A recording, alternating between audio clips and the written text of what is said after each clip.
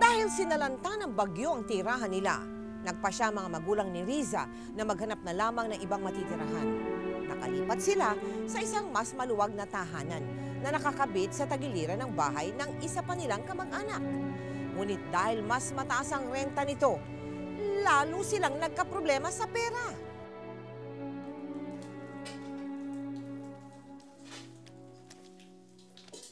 Oh, nasaan ba yung tatay ninyo? Imbis na makatulong dito sa bahay, kung ano-ano yung inaatupag.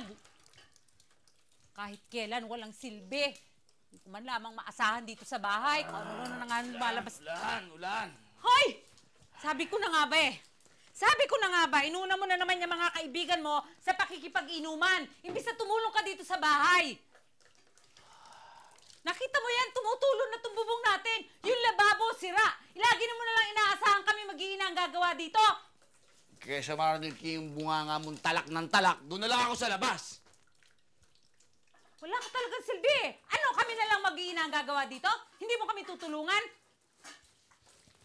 Hindi ka na ba talaga titigil ng kabubunganga mo sa akin? Wala ka na bang ibabalibag sa akin yung bunganga mo para kang palakang gala, talak ka ng talak, koka ka ng koka! Gawin mo! Hoy! Saan ka pupunta? Hoy! Bumalik ka dito! Wala kang silbi kahit kailan ka!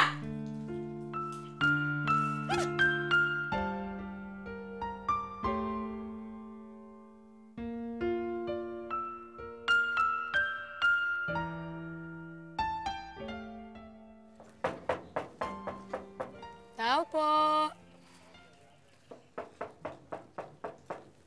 Tao po. Tumakas sa dami ng marirentahan eh. Doon mo tayo rumenta sa wala sariling banyo. Gusto mo jumingil, gusto mo magbawas, gusto mo maligo. Makigamit ka pa sa iba. Tigilan mo na yung karereklamo mo, Maurice. Ma'am, mukhang wala pa rin yata talagang tao eh.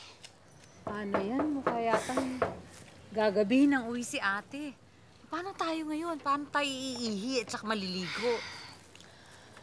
Ay, di ba may public CR dun sa may palengke? Oh, tapos, kung sabihin doon pa tayo maliligo. Ay, alam ka namang buong araw tayo hindi maliligo. Eh, kaninang umaga pa ako hindi nagbabanyo. Kahit na.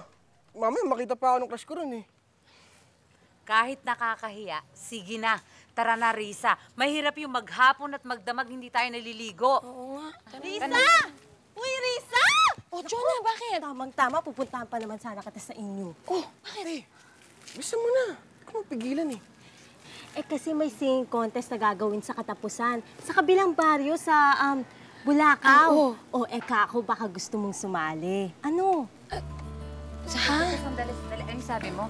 Singing contest? Oo. Huwag na lang, nakakahiya. Nakakahiya.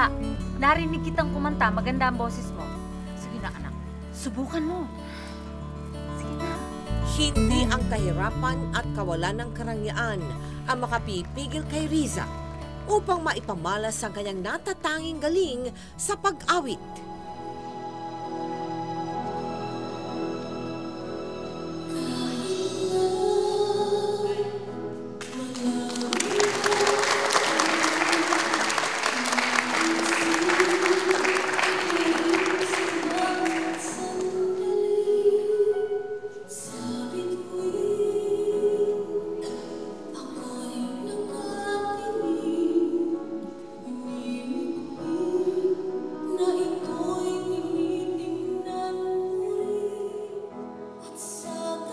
Tignan mo nga naman tong risang to. Ang baduy-baduy talaga, no? Wala siyang taste sa pananamit.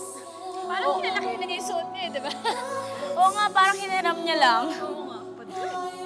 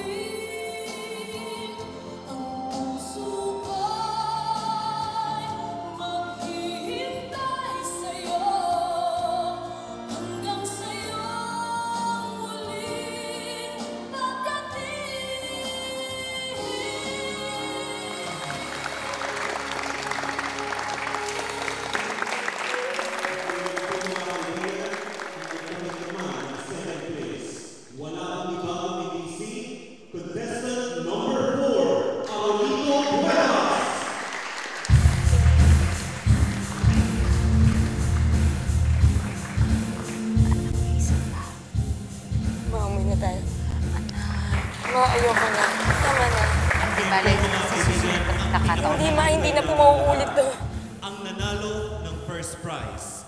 Siya po ay walang iba kung hindi si Risa Navales!